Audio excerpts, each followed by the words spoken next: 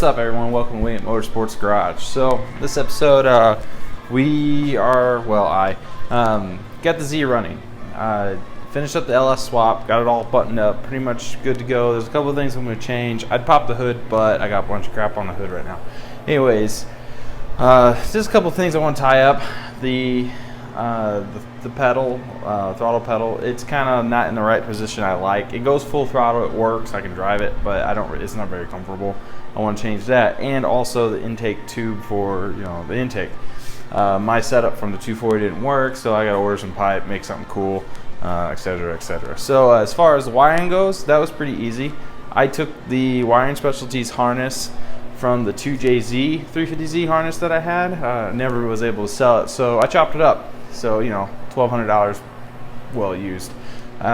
Basically took the 2JZ stuff out, put the LS in, got almost everything to work minus the temp and the tack. There is a possibility of making the temp and tack work.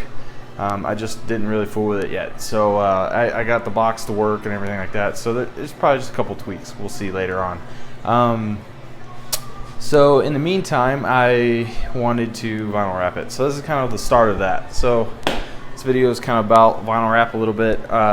We've talked about this in the past. You can do pretty basic stuff. Like this is just a Harbor Freight heat gun. It's been doing extremely well, so I'd buy another one even if it did go out. They're like 20 bucks or something like that. I try to only use 3M wrap. I used some different brands before and I had a really hard time with it. Not necessarily the laying it out part, but peeling it back off was a pain in the butt. So I don't really recommend anything other than 3M unless you just know for sure. I mean, that's obviously that's your choice, but 3M really isn't that expensive, or much more expensive than the other stuff. So anyways, that's kind of my opinion, but of course to each his own. So what we're going to do here is just flatten this out. I started in the middle, work my way out, and try to get the roof laid in. I'm gonna actually try to wrap as much as I can today, just to get most of the car black would be great.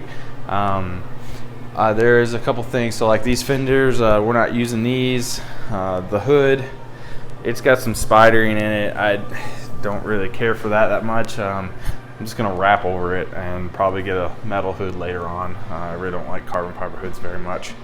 They tend to flip open when you're on the highway. So pretty much going to try to do everything on the car, most everything on the car today minus the bumpers and probably this quarter panel. As you see, it needs to be body worked out. This was from the previous owner, screwed it all up. I pulled it back out before when I owned it, when it was the JZ car. It's pretty screwed up. It needs a lot of work. So we're going to save this panel for last. If anything, I'll throw some vinyl over it and just cover it up and put vinyl over the damage and just leave it like that for a little while, until I feel like actually fixing it. So, but the rest of the car is in pretty good shape. This quarter panel, this door, it's got a couple dings, but we're not gonna really worry about that since it is just a daily driver / drift car. I'm not gonna care that much. If I wanted to restore it or buy a nicer one, I would have bought a nicer one. So, that being said, we did drive it last night for the first time.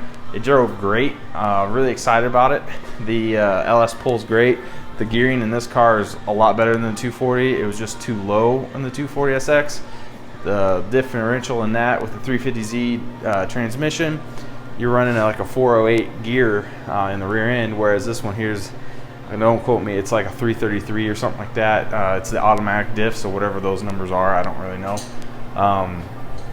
So what I'm going to probably do is get an open diff that's out of a manual car and then weld it, plate it, and then put it in here so that I'll actually be able to slide around some corners without worrying about the VLSD kicking in, because that's what's in it right now. They're not very good. Don't really care for them.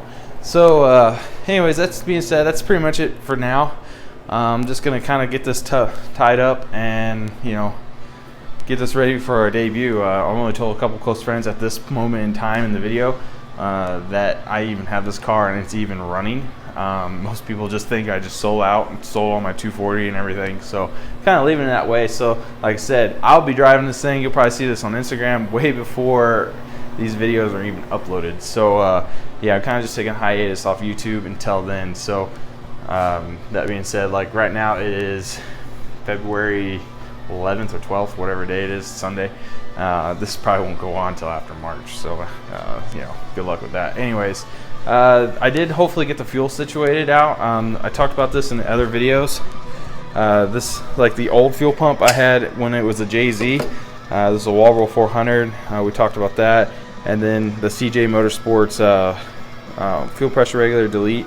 I ended up, it's kind of hard to tell. Let's see, I have a, here it is. So here's a fuel pressure regulator from a 350Z. Basically the delete looks just like this, except it's, you know, solid and the hole goes straight through. Well, I ended up putting so you use the factory plastic washer, an O-ring, and then CJ Motorsports says to add another O-ring on top of that to get it to seal correctly.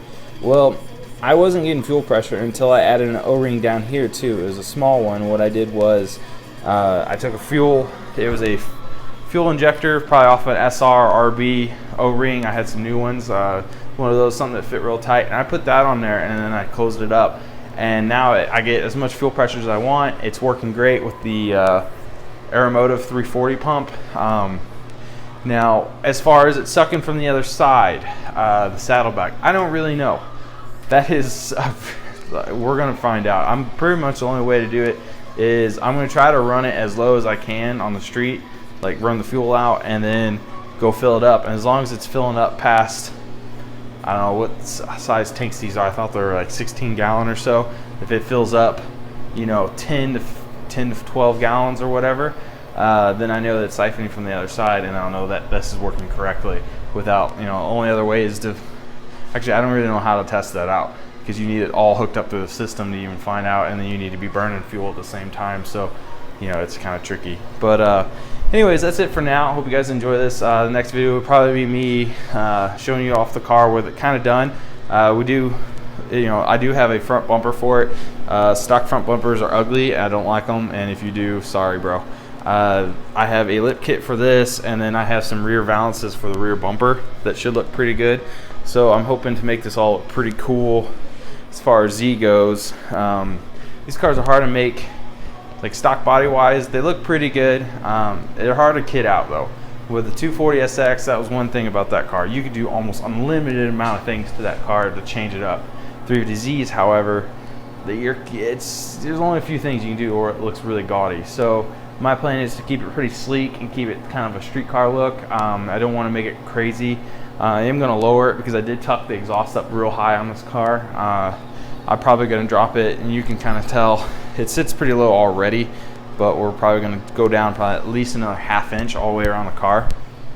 I think that'll be about as low as I can go with this thing and actually still be able to street it. And then, you know, a couple of cool things to do, you know, hydro later on, probably gonna do some kind of knuckle kit on it, whatever, I don't know, I haven't decided which kit yet. There's a few cool ones out there now for this car, but I may just do a real simple, you know, PBM setup or something, I don't know yet. So anyways, that's later on, I'm not too worried about it. So hope you guys looking forward to the next video. Definitely looking forward to making some new ones. I have some ideas in the works for possibly a series we do over the summer. It might go on this channel, it might go on a different channel, I'm not sure yet. I want to do type of a show type thing. We'll see. I'm kind of in the works with some of my friends to see if we can make something cool happen. So hope you guys look forward to seeing the next one. See you later.